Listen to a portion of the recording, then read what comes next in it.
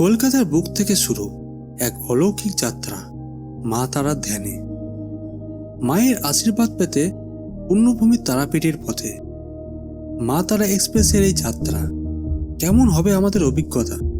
চলুন একসাথে ডুব দিই এই মায়াময় পরিবেশে, যেখানে প্রত্যেক পদক্ষেপে মিশে রয়েছে মায়ের স্নেহ, আশীর্বাদ ও বিশ্বাসের শক্তি। তবে তার আগে স্বাগতম সবাইকে ভ্রমণ উইথ শোভন চ্যানেলে। তো আজকে আমরা জার্নি শুরু করতে চলেছি 13187 মা তারা এক্সপ্রেসে।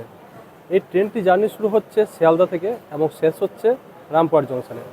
তো চলুন আমরা আজকে এই জার্নি পথটাকে আপনাদের সামনে তুলে ধরি। আর এই ট্রেনের কিছু বৈশিষ্ট্য বলে রাখি, বৈশিষ্ট্য নয় মানে ট্রেনের সিস্টেমটা, সেটা হচ্ছে এটা যে ইঞ্জিনটা নিয়ে এসছে সেটা হচ্ছে ওয়েব 7 ইঞ্জিন। এর মধ্যে হচ্ছে 5টি জেনারেল, 4টে সেকেন্ড সিটিং, একটা লেডিস কামরা আর একটা হচ্ছে এসি চেয়ার কার। সকাল 7:20 সময়ের সাথে যেন প্রতিযোগিতা করে শিয়ালদা স্টেশন থেকে গর্জন করে বেরিয়ে পড়ল মা তারা এক্সপ্রেস। গন্তব্য তারাপীঠ।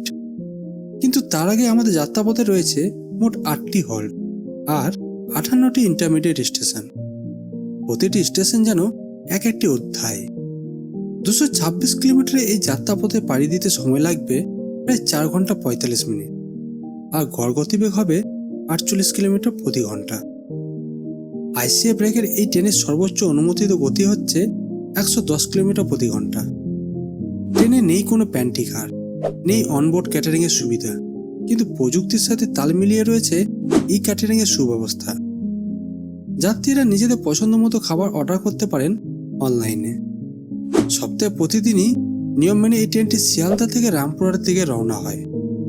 সকাল 7:20 শুরু হয় এই ট্রেনের যাত্রা আর শেষ হয় রামপুরহাটে দুপুর 12:05। 72 রিভিউটা আপনাদের দিয়ে দিই। কোমোড রয়েছে, দেখেছি ফ্যানের ব্যবস্থা দেওয়া হয়েছে, প্লাস ভোল্ট সিস্টেমে কোমোড যথেষ্ট পরিষ্কার পরিচ্ছন্ন। আর রয়েছে সাথে এখানে বুঝতেই পারছেন হ্যান্ড স্যানিটাইজার আছে। আর বেশি এখানে জল আশা করছি পর্যাপ্ত থাকবে। হ্যাঁ, জলের পর্যাপ্ত কোর্সও আছে, ক্লিন মিররও আছে, আর এখানে ডাস্টবিন দেওয়া আছে। সাথে ইন্ডিয়ানদের জন্য যেটা প্রিফারেবল সেটাই আছে। এটা আমাদের ওয়েস্টার্নদের জন্য, আমরা হয়তো এসব জিনিস ইউজ করি না। আর এটা কিসের প্লাগ পয়েন্ট জানি না, হতে পারে ফ্যানটা হবে। আর জামা কাপড়ের হ্যাঙ্গারও এখানে কিন্তু দেওয়া আছে।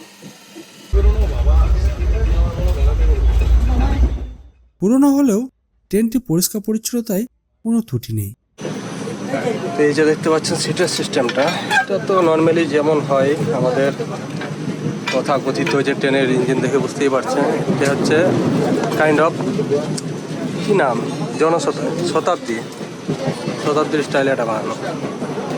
দেখে মনে হচ্ছে এটা ওল্ড শতাব্দী কামরাকেই মডিফাইড করে এখানে ইউজ করা হচ্ছে। তো উপরে যে ভেন্টিলেশন সিস্টেমটা আছে এগুলো হচ্ছে ওল্ড সিস্টেম, এগুলো কিন্তু এখন ইউজ হয় না এইভাবে।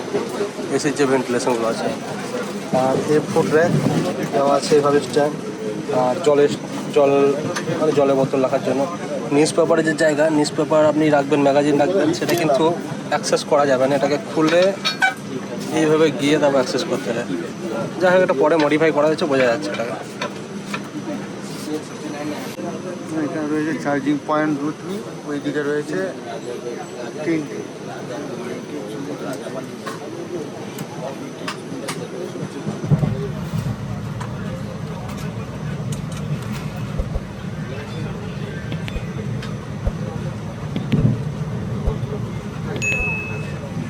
ট্রেন আমাদের ছেড়ে বেরিয়ে গেল শিয়ালদা স্টেশন থেকে।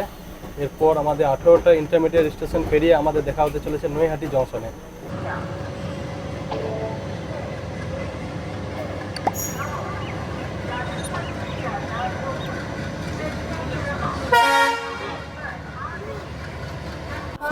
আট কিলোমিটার পথ পেরিয়ে ট্রেন এসে পৌঁছেছে এখন আমাদের নৈহাটি জংশনে। তো নৈহাটি জংশন থেকে আমাদের পরবর্তী স্টপেজ যেটা আছে সেটা ব্যান্ডেলে।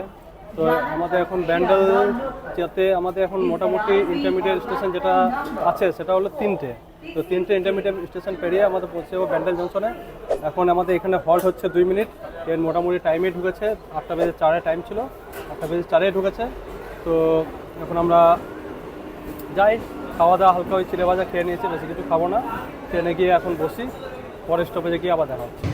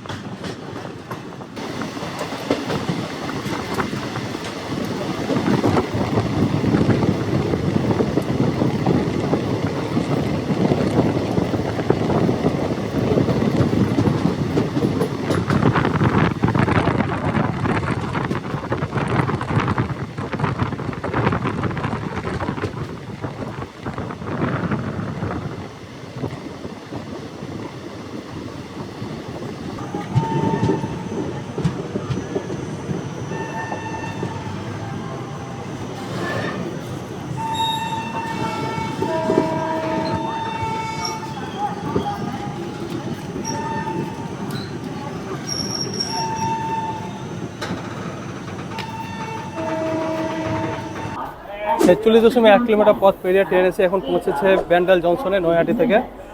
ট্রেনটা অনেকটাই অ্যাডভান্স, এখন টাইম হচ্ছে 8:28, যে দেখতে পাচ্ছেন উল্টো দিকে আছে। তো ট্রেনের এমনি সময় ছিল 8:38, তো অনেকটা অ্যাডভান্সে ঢুকেছে। এখন আমাদের পরবর্তী স্টপেজ হচ্ছে বর্ধমান।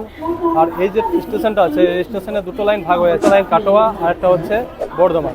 তো চলো আমাদের পরবর্তী স্টপেজ বর্ধমানে গিয়ে দেখা হচ্ছে। আর এখানে আমাদের হল্ট 2 মিনিট আছে, কিন্তু যেহেতু ফার্স্ট ঢুকেছে সেহেতু টাইমটা অনেক বেশি থাকবে। তো চলুন ট্রেনে গিয়ে বসি এখন।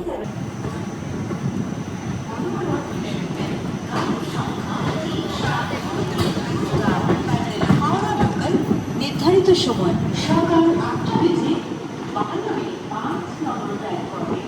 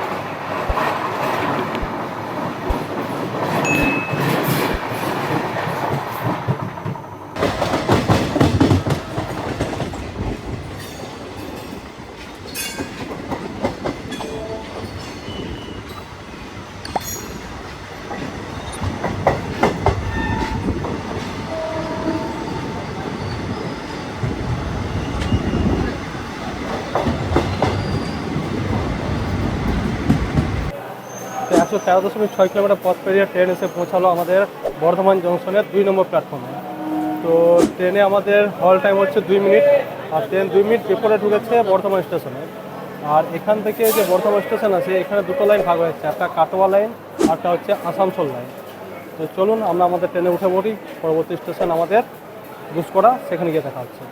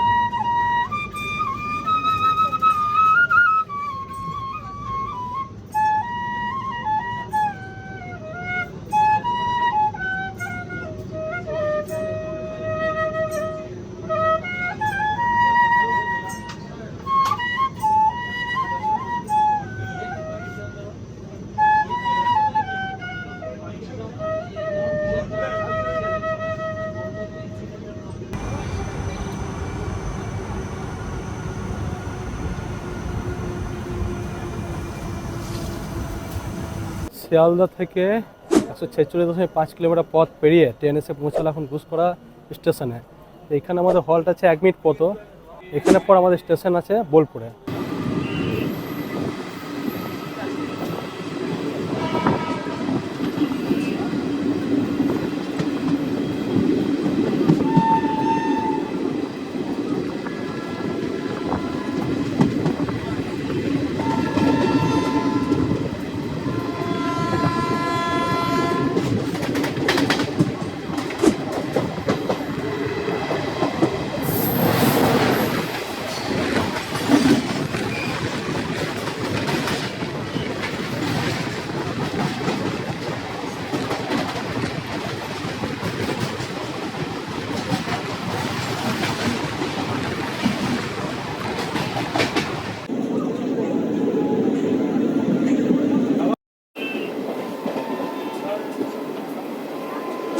City management 3/3।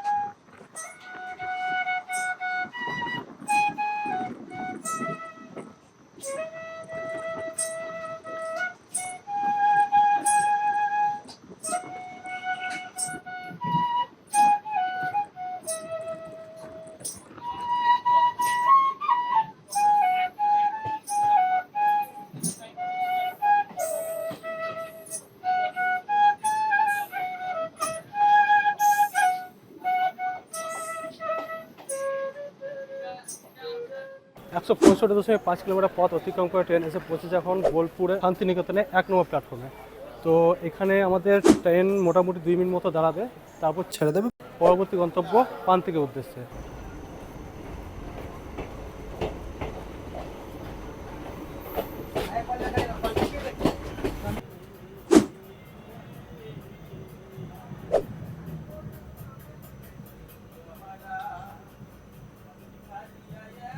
দেখুন এখানে সাঁইথিয়া দেখাচ্ছে 387 কিলোমিটার, বাতাসপুর 384 কিলোমিটার, আবার আহমেদপুর 389 কিলোমিটার। মাঝখানে একটা কম কী করে গেল, বাতাসপুরটা কম কী করে গেল?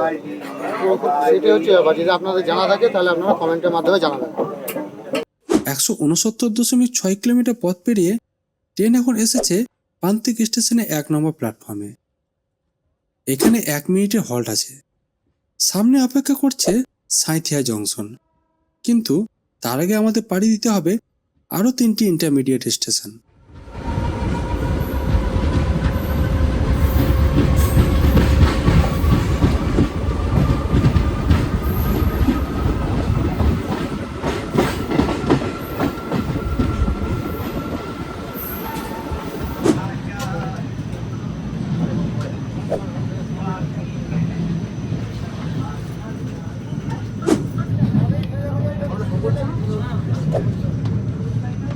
একশো 98.2 কিলোমিটার পথ পেরিয়ে ট্রেন এখন এসে পৌঁছালো সাঁইথিয়া জংশনে। এখানে আমাদের হল টাইম হচ্ছে 1 মিনিট, আর এখানে পৌঁছানোর সময় ছিল 11:08, কিন্তু মোটামুটি 8 মিনিট মতো আরও লেট করেছে। এখন সময় হচ্ছে 11:15। পরবর্তী স্টপেজ হচ্ছে আমাদের তারাপীঠ রোড, তো সেখানে গিয়ে দেখা হচ্ছে।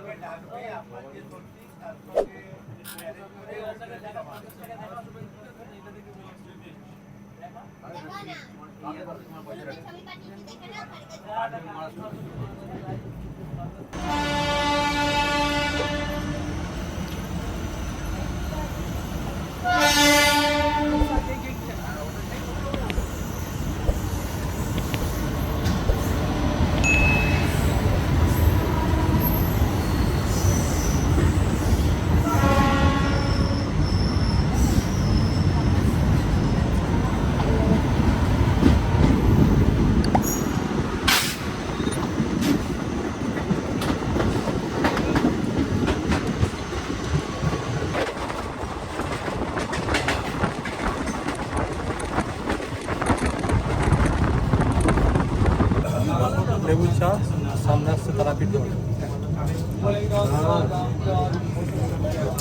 হ্যালো,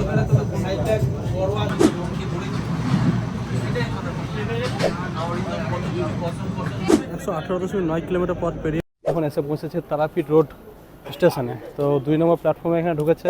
তো আপনারা চাইলে এখান থেকেও আপনারা তারাপীঠে 10 মিনিটের জন্য বেরোতে পারেন, কারণ এখান থেকেও টোটো অটো পাওয়া যায়। আর এখান থেকে মানুষ প্রিফার করে, টাইমটা বাঁচে, কারণ 20 মিনিট মতো এখান থেকে আবার রামপুরা যেতেও লাগে। তো যদি রামপুরা থেকে ধরেন তাহলে 20 মিনিট টাইমটা একটু লাগবে, এক্সটেন্ড হবে, কিন্তু ওখানে ট্রান্সপোর্টেশন ব্যবস্থাটা কিন্তু অনেক ইমপ্রুভড। তো আপনারা রামপুরাটাই যাচ্ছি, রামপুরাটা গিয়ে আপনাদের সাথে দেখা হচ্ছে।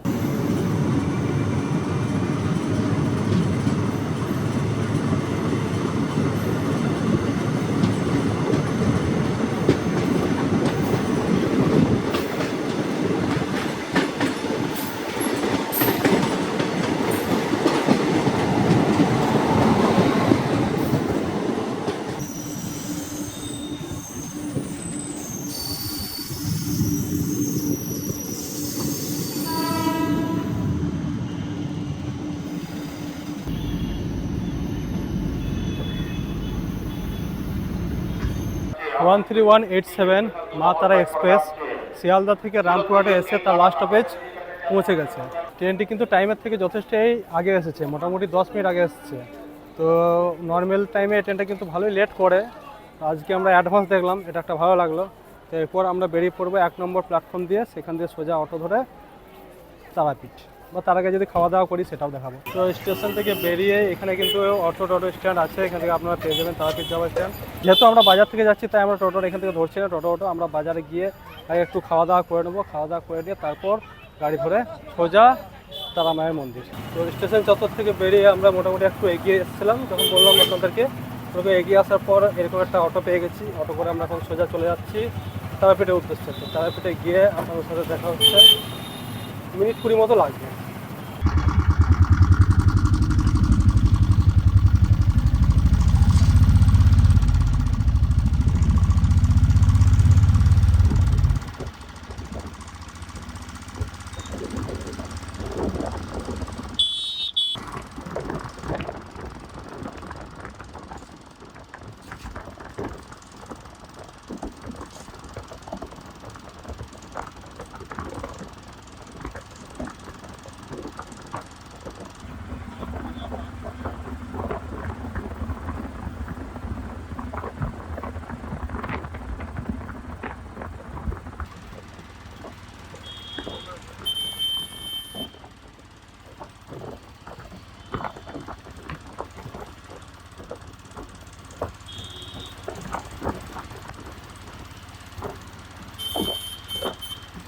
তো অটো করে আমরা এসে পৌঁছে গেলাম তারাপীঠে। মিনিট 20ও লাগেনি, কারণ অটোতে স্পিডটা যথেষ্ট ভালো লাগে। তো অটো করে যদি আসেন তাহলে স্টেশন থেকে একটু বেরিয়ে রোডের দিকে যদি আসেন তাহলে কিন্তু লোকাল যে রেটটা হয় সেই রেটে পেয়ে যাবেন। তো আমরা এসে পৌঁছালাম এখানে। এসে পৌঁছালাম, এখন খিদে লেগেছে প্রচণ্ড, তার খাওয়া দাওয়াটা করে নেবো। খাওয়া দাওয়া করে আমরা গেটের সামনেই দাঁড়িয়ে আছি। এইদিকে গেট আছে এই সাইডে। এই গেটে আমরা ঢুকবো। আবার এখানে প্রচুর হোটেল এবং রেস্টুরেন্ট, খাবার হোটেল, যেগুলো খাবার হোটেল প্লাস থাকবার হোটেল ওটাই কিন্তু অ্যাভেলেবেল। তো আমরা আপাতত খাবার হোটেল একটা ভালো দেখে ঢুকি, ওখানে খাওয়া দাওয়াটা করে নিই, তারপরে আমরা সোজা চলে যাবো মন্দিরের দর্শন। হোটেল পৌঁছে মেনু কার্ডে চোখ রাখতে দেখি ভেজ থালির 3টি অপশন রয়েছে, 70, 120 আর 160 টাকার। ভাবলাম যেহেতু তারাপীঠে এসেছি কিছুটা ভালোই খাই, তাই অর্ডার করলাম 160 টাকার ভেজ থালি। এই থালিতে ছিল 500 ml মিনারেল জল, সাদা ভাতের সাথে ঘি, সুস্বাদু মুগের ডাল, খাসা বেগুন ভাজা আর আলু ভাজা, স্বাদের পোস্ত বড়া, মিক্স সবজি, পনিরের সবজি আর শেষ পাতে মিষ্টির সাথে চাটনি ও পাঁপড়। সত্যি খাবারের স্বাদ ছিল অনবদ্য। মনে হচ্ছিল যেন মা তারা আশীর্বাদ মিশে আছে প্রতিটি পদে। তো খাওয়া দাওয়া করে বেরিয়ে পড়লাম। খাওয়া দাওয়া বেশ ভালোই ছিল। তো শেষ পাতে একটা মিষ্টি ছিল যেটা দিতে ভুলে গেছে। তো যখন পেমেন্ট করতে যাই দামটা যদিও ছাড় দিয়ে দিয়েছিল, তো ওটা একটা মানে মজার বিষয়। তারা দেওয়ার সময় সবই দিয়েছে, লাস্টে এটা একটা জিনিস মিস করে গেছে। তো যাই হোক, আমাদের খাওয়া দাওয়াটা বেশ ভালোই হলো। এখন আমরা চললাম মন্দিরের দিকে।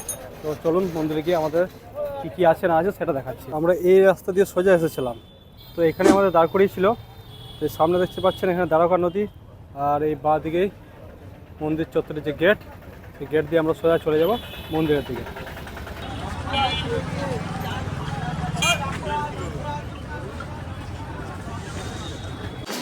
এগুলো বিভিন্ন রকম আচারের দোকান আছে এখানে। এখানে মায়ের যে ফটো সেগুলো পাবেন, শাখা পলা সব কিছু পেয়ে যাবেন, ব্যাগ যাবতীয় যা হয় সমস্ত কিছুর দোকান কিন্তু এগুলোতে রয়েছে। সামনে যাই, গিয়ে দেখাচ্ছি আরো। খাবার শেষে বের হয়ে যখন তাকালাম দেখি তারাপীঠের মহাশ্মশানে প্রবেশদ্বার। এই পবিত্র মহাশ্মশান মহাসাধক বামদেবের তপস্যার স্থান, যিনি সিদ্ধ পুরুষদের মধ্যে অন্যতম। এখানেই রয়েছে তার সাধন ক্ষেত্র ও সমাধিস্থল, যা এখন দর্শনার্থীদের জন্য তীর্থস্থান। এর পাশেই বামাখেপা আশ্রম মন্দির, যেখানে তার সারা জীবনের সাধনা সম্পূর্ণ হয়েছিল। এই আশ্রম এখন তার ভক্তদের আরাধনার কেন্দ্রবিন্দু। তো আমরা মন্দির চত্বরের দিকে সোজা এগিয়ে যাচ্ছি। রাস্তার দুই সাইডে দেখতে পাচ্ছেন মেলা, ফুল ডালার দোকান, সমস্ত কিছু কিনতে পারেন পুজো দেওয়ার জন্য। যেগুলো লাগে সেগুলো দিয়ে আপনারা মায়ের পুজো দিতে পারেন। আর তাছাড়া আপনি এখানে বাইরে যে দোকানে ফুলের মালা ডালা কিনবেন সেখানে কিন্তু আপনারা চটি জুতো খুলতে পারেন। তাছাড়া মন্দিরের কাছেও আপনারা চটি জুতো খোলার জায়গা আছে, সেটা আপনাদের গিয়ে দেখাচ্ছি। ওই যে সামনে দেখা যাচ্ছে ওটা হচ্ছে জুতো রাখবার জায়গা। চলুন ওখানে গিয়ে আমরা জুতোটা রেখে আসি।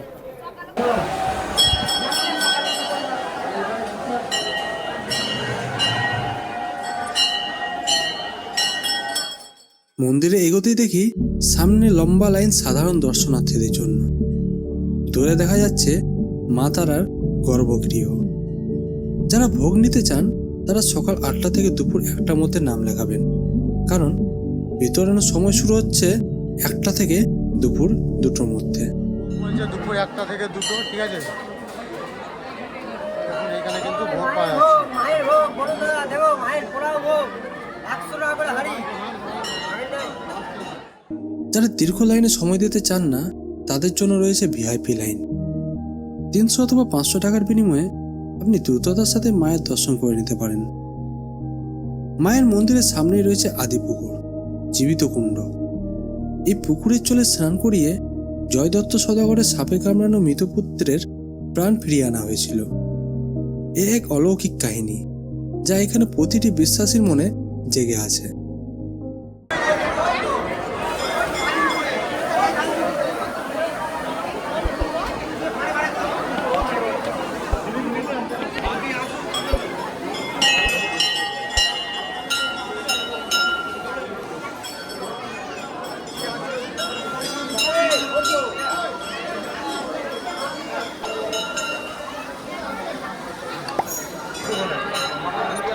বুঝতে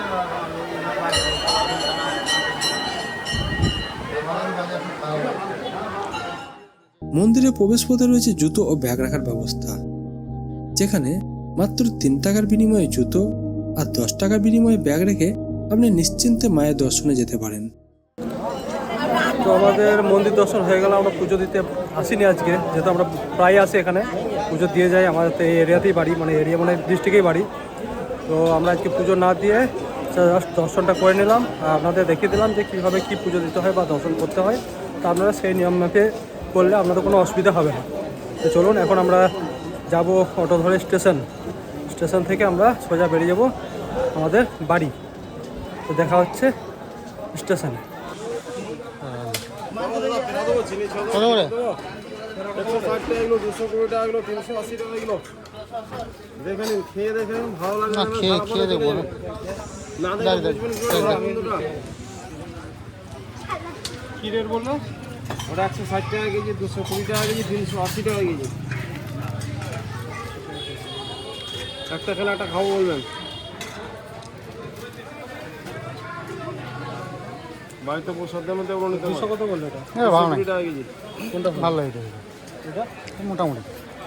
400 টাকা কিলো দোকান। ফিরতি পথে রাস্তার দুই সাইডে সারি সারি দোকান রয়েছে। চাইলে আপনি বাড়ির জন্য কিছু পুণ্যময় স্মারক কিনে নিয়ে যেতে পারেন। আজকের মতো এই যাত্রা এখানেই শেষ। ভিডিওটা কেমন লাগলো সেটা অবশ্যই কমেন্ট করে জানাবেন, আর ভুলবেন না লাইক, শেয়ার ও সাবস্ক্রাইব করতে। পরের ভিডিওতে আবার দেখা হবে।